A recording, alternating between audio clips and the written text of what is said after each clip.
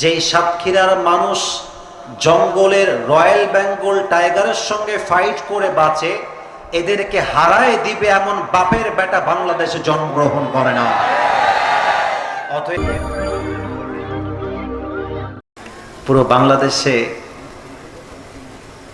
এক আসনের এমপি হাফেজ আবার মুহাদ্দিস, এটা মনে হয় সাতক্ষীরা ছাড়া অন্য বিভাগে খুঁজে পাওয়া মুশকিল হয়ে যাবে যুবক ভাইয়েরা। হ্যাঁ, এমপি হচ্ছে হাফেজ মুহাদ্দিস, এটা আমরা চাই।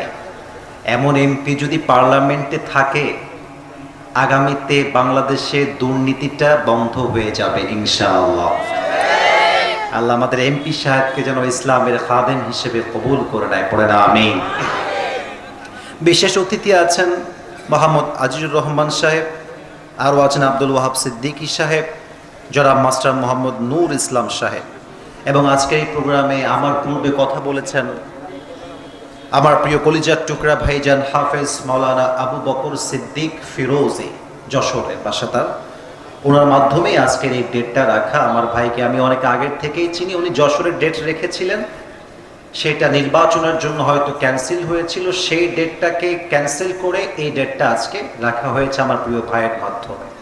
তো আমি দোয়া করে দেই আমার কলিজার টুকরা যে যুবক ভাইয়ের আজকের মাহফিলটা এত শ্রম দিয়ে মাথার ঘাম পায়ে ফেলে বুকের তাজা রক্তকে পানি করে এত সুন্দর মাহফিল করেছে, আমার সামনে অসংখ্য যুবক এবং মুরব্বীরা বসে আছে, অনেক মায়েরা বোনেরা আমার ওয়াজ শুনতে পাচ্ছে পর্দার আড়াল থেকে।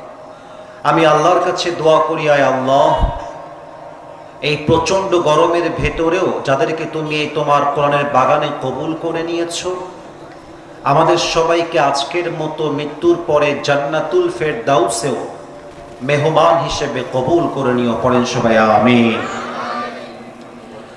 আজকে আসার সময় মনে মনে ভাবছিলাম, জীবনে তো অনেক ওয়াজ করেছি, আজকে এমন একটা ওয়াজ করতে হবে যে ওয়াজটা শুনলে একজন বেনামাজি যুবক নামাজি যুবক হয়ে যাবে। আজকে এমন একটা ওয়াজ করতে হবে যে ওয়াজটা শুনলে একজন বেপর্দা নারী পর্দাশীল হয়ে যাবে।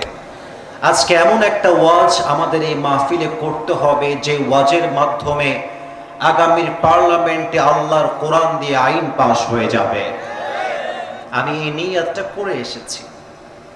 এখন আপনাদের উপরে ডিপেন্ড করছে যে আপনারা আমাকে দিয়ে কতটা সুন্দর কথা বলাতে পারবেন। যদি পরিবেশ সুন্দর রাখতে পারেন, আওয়াজ দিতে পারেন সিংহের মতো গর্জে উঠে, আরে সাতক্ষীরার মাঝেই তো রয়েছে সুন্দরবন, যেই সাতক্ষীরার মানুষ জঙ্গলের রয়্যাল বেঙ্গল টাইগারের সঙ্গে ফাইট করে বাঁচে, এদেরকে হারায় দিবে এমন বাপের বেটা বাংলাদেশে জন্মগ্রহণ করে না। অতএব সেই পরিবেশটা যদি দিতে পারেন, আমি আপনাদেরকে ওয়াদা করছি আমি আমার জীবনের সবচেয়ে সুন্দর ওয়াজ আজকের মাহফিলে করার চেষ্টা করব ইনশাআল্লাহ। এই মুহূর্তে আমি 1 থেকে 3 গুনবো,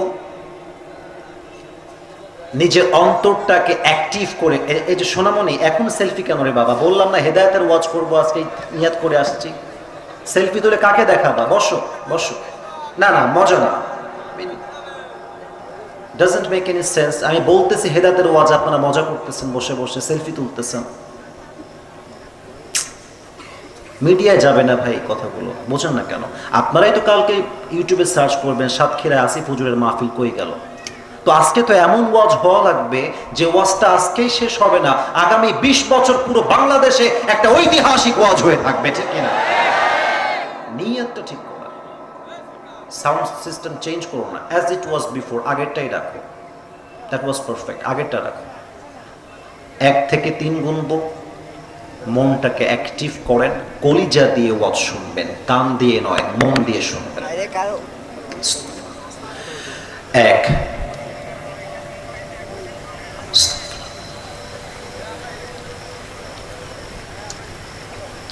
2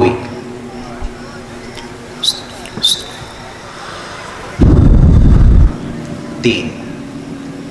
শুকরিয়া, আপনারা যে ভদ্র তার প্রমাণ আপনারা দিয়ে দিয়েছেন। কিছু আয়াত বলছি, তর্জমা শুনবেন, তর্জমা শেষ হবে, ধারাবাহিকভাবে আমি আলোচনা শুরু করব। আউযু বিল্লাহি মিনাশ শাইতানির রাজীম। اقترب للناس حسابهم وهم في غفلة معرضون। 17 নম্বর পারা, 1 নম্বর পৃষ্ঠা, 3 নম্বর লাইন, সূরাতুল আম্বিয়া, 1 নম্বর আয়াত। Allah says in this verse, the time of people's judgment has come very near, but they are neglecting it as like they will never die. Allah বলছেন, মানুষের মৃত্যুটা তার পায়ের কাছেই দাঁড়িয়ে আছে, মানুষের কবরটা তার পায়ের কাছে চলে এসেছে, কিয়ামতের দিবসটা তার অতি নিকটেই রয়েছে, কিন্তু সে তার জীবনটা এমন ভাবে লিড করছে, তার অ্যাটিটিউড, তার ব্যবহার, তার চরিত্র, তার ভাষা, তার চালচলন দেখলে মনেই হবে না আগামীকাল এই মানুষটা কবরের বাসিন্দা হয়ে যাবে। কথা ভুল বলেছে আল্লাহ না ঠিক বলেছে? এমন ভাবে চলে মনেই হয় না কখনো মারা যাবে। 2 নম্বর আয়াত, লিকুল্লি উম্মাতিন আজাল ইযা জাআ আজালুহুম ফালা ইস্তাখিরুনা সাআতান ওয়ালা ইস্তাকদিমুন। Everybody has a specific time to die. প্রতিটা মানুষের জন্য আল্লাহ তাআলা মৃত্যুর একটা নির্ধারিত সময়সীমা বেঁধে দিয়েছেন। যার হায়াত যখন শেষ হয়ে যাবে, একটা মুহূর্ত আগেও হবে না, একটা মুহূর্ত পরেও হবে না। It will never be late. The malakul maut will come on the time. যার বয়স যখনই শেষ হয়ে যাবে, মালাকুল মউত তখনই চলে আসবে। এক মুহূর্ত আগেও হবে না, এক মুহূর্ত পরেও হবে না। 3 আয়াত, وجاءت سكرة الموت بالحق ذلك ما كنت منه تحيد। মৃত্যু যখন তোমার সামনে সত্যিকার অর্থে চলে আসবে, সত্য সহকারে, এটাই ছিল সেই মৃত্যু যে মৃত্যু থেকে তুমি আজীবন পালাতে চেয়েছিলে। কুল ইন্নাল মাউতাল্লাযী তাফিরুনা মিনহু ফাইন্নাহু মুলাকীকুম। 28 নম্বর পারা, 13 নম্বর পৃষ্ঠা, সূরাতুল জুমার 8 নম্বর আয়াত। আল্লাহ বলছেন, O my prophet, tell your উম্মাহ, they wanna escape from the death, but tell them they will never able to be escape from the death. নবী হে, উম্মতদেরকে বলে দেন, তারা যতই পালাক না কেন, মৃত্যু একদিন পাকড়াও করবেই করবে, আর মৃত্যুর মাধ্যমে পাকড়াও করবে একজন। বলেন সবাই, তিনি কে? একদিন আসবেই সেই সময়। আমি সবাইকে বলবো, ওয়াজের শুরু হলো একরকম ভাবে, কিন্তু ওয়াজের শেষ কিন্তু হবে আরেক রকম ভাবে। ওয়াজের শেষে গিয়ে কোনো যুবক কিংবা কোনো মুরব্বী যদি উঠে যাওয়ার ট্রাই করে, বুঝে নেবেন তার গায়ের মধ্যে জ্বালা পোড়া শুরু হয়ে গেছে, কারণ হক কথা সকলের সহ্য হয় না। আর একটা কথা বলে দেই, আমি কোনো দলের লোক নই, আমি কোনো দলের সাথে সরাসরি কানেক্টেড নই, তবে একটা কথাই স্পষ্ট ভাষায় বলতে চাই, হক কথা বলতে দল করতে হয় না, হক কথা বলতে বুকের পাটার কলিজা বড় থাকতে হয়। যুবক ভাই, আসুন আমরা মনোযোগ দিয়ে সেই আখিরাতের যাত্রার ওয়াজটা শোনা শুরু করি। কবরের জীবনটা হচ্ছে এমন একটা জীবন, কবর এমন একটা জায়গা, যে মানুষটা বালিশ ছাড়া ঘুমাতে পারতো না, সে মানুষটাও একদিন বালিশহীন মাটিতে শুয়ে থাকবে। যে মানুষটা প্রচন্ড গরম সহ্য করতে পারতো না, ফ্যান দাও, এসি দাও, গরম লাগবে, গরমে থাকতে পারি না, এই গরম সহ্য করতে না পারা দেহটাও একদিন 3.5 হাত মাটির কবরে জাহান্নামের দাও দাও আগুনে জ্বলতে থাকবে। যে নারীটা আজকে রাস্তায় শাড়ি পরে, গহনা পরে, মেকআপ দিয়ে বের হয়েছে, এই নারীটাও একদিন সাদা কাফনের কাপড়ে প্যাকেট হয়ে 3.5 হাত মাটির কবরে শুয়ে থাকবে। আজকে যেই যুবকটা রাত 10টা বাজলে ফেসবুকের নোটিফিকেশন চেক না করলে, কে কয়টা মেসেজ দিয়েছে, কোন পোস্টে কয়টা লাইক পড়েছে, কোন পোস্টে কয়টা কমেন্ট পড়েছে, আমার গার্লফ্রেন্ডকে মেসেজ দিয়েছিলাম, মেসেজটা সিন হয়েছে কিনা, আমার গার্লফ্রেন্ডের মেসেজের লাস্ট সিনটা কখন ছিল, কোন পোস্টে কোন রিপ্লাই হবে, কোথায় কোন রিলস আপলোড হয়েছে, না দেখলে যেই যুবকটা ঘুম আসতো না, সেখানে কবরের জীবনে যাওয়ার পরে জীবনটা এমন ভাবে স্তব্ধ হয়ে যাবে, ফেসবুকের আইডি আগের মতোই থাকবে, কিন্তু লগ ইন করার মানুষটা আর থাকবে না। হাজারো মেসেজ আসবে, রিপ্লাই করার মতো মানুষটা আপনি আর থাকবেন না। আপনার প্রিয় মানুষটা অন্যের হাত ধরে পালিয়ে যাবে, আর আপনার পুরো জীবনটা কবরের তলে এমন ভাবে মিশে যাবে যেন কোনো আপনার অস্তিত্বই দুনিয়াতে ছিল না। ঠিক কিনা বলেন? আজকে আপনার যে যুবতী বউ, এক সুন্দরী রূপসী কন্যা আল্লাহ রাব্বুল আলামিন আপনাকে দিয়েছেন, যে বউকে না দেখলে আপনার ঘুম আসে না, যে বউকে না দেখলে আপনার কাজের ভেতরে মন বসে না, আপনার মৃত্যুর খবর শোনার সাথে সাথে আপনার বউটা পাগলের মতো একটা চিৎকার দিয়ে উঠবে। আপনার লাশ যখন বাসায় নিয়ে আসবে, লাশ যখন গোসল দেওয়া হবে, গোসল দিয়ে লাশ যখন দাফনের জন্য বের করা হবে, আপনার যুবতী বউ আপনার লাশের পেছনে হুমড়ি খেয়ে পড়বে।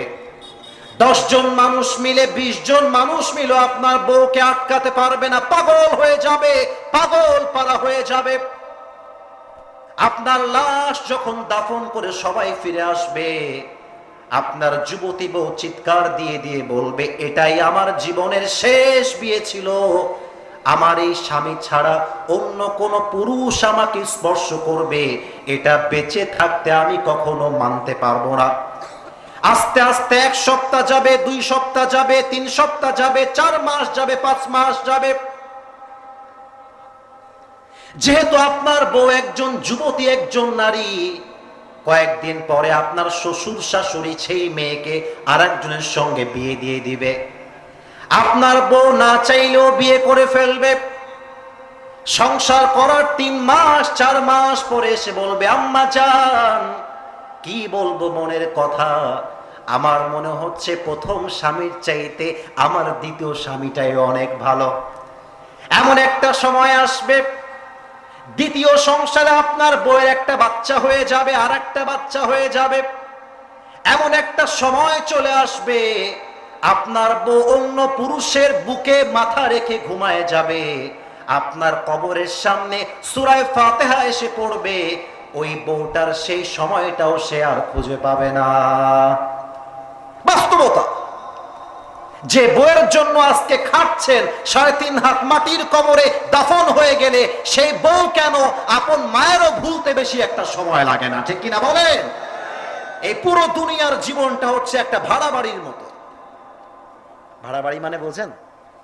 আমরা শহরে থাকি, আমরা বুঝি। ভাড়া বাড়ি মানে হচ্ছে ভাড়া আপনি দিবেন, আপনার ফার্নিচার, আপনার টেবিল, আপনার ফ্যান, আপনার এসি যতই সাজান, যতই গোছান, 2 মাস পরে যদি বাড়িওয়ালা নোটিশ দেয় বাড়ি ছাড়তে হবে, যতই গোছান না কেন বাড়ি আপনাকে ছাড়তেই হবে। এই দুনিয়ার জীবনটা হচ্ছে তেমন একটা জায়গা, যতই বলি আমার বাড়ি আমার বাড়ি, আমি বললে আমার ছেলে বলবে আমার বাড়ি, ছেলে বললে নাতি বলবে আমার বাড়ি, আসলে বাড়ির মালিক আমরা নই, আসলে বাড়ির মালিক একজন সাতক্ষীরাবাসী। বলেন সবাই তিনি কে? পরের জায়গা, পরের জমিন,